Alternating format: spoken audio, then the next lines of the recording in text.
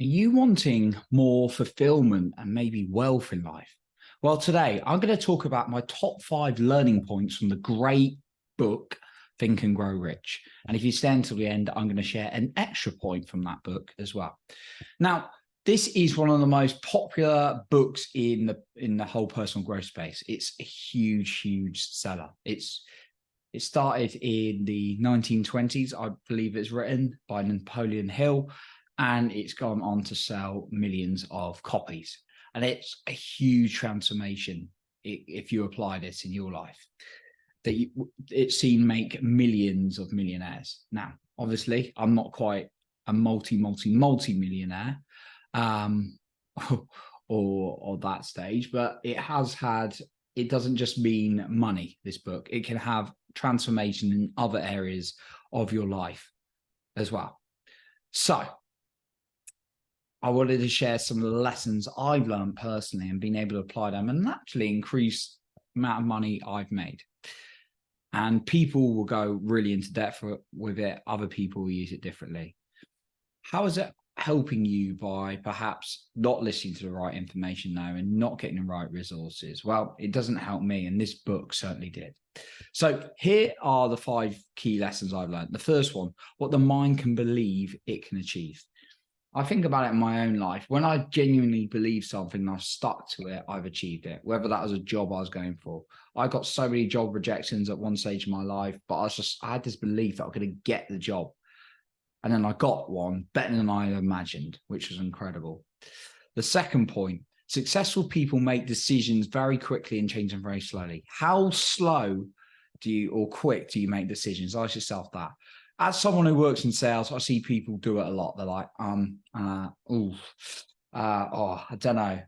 That's you. If you look at any successful person, like the people I follow, like Grant Cardone, Tony Robbins, the Jeff Bezoses of the world, these kind of people, Oprah Winfrey, whoever, like they make decisions very, very fast and change them very slowly. Now, obviously, they use common sense, they use logic.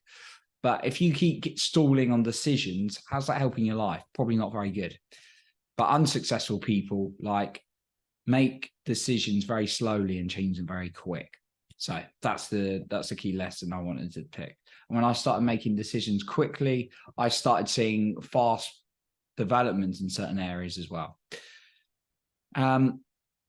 So the third one, in poverty, we plan for failure. And what that means is we're like constantly looking to be safe, to be like, what's going to go wrong? Now, it's always good to have like a contingency plan and, plan your finances and things like that. Absolutely, I do that.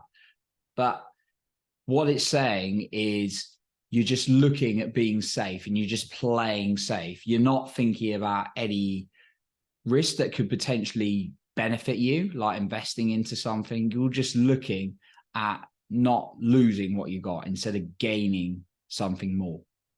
So that's the third thing I learned. The fourth one, the one who prepares wins. The times I've been most confident when I've prepared, whether it's a presentation, a conversation, whatever it was, I've been super confident when I've prepared and I've worked on something. The fifth one, faith is a starting point of all riches. And when we say riches, it doesn't just mean money, it means emotions and everything in your world. So make sure you've got a belief, you've got like a faith towards something. I'm not necessarily talking about religious terms, but you've got some kind of, you develop faith. How can you develop that? You can visualize it. You can see your results in advance.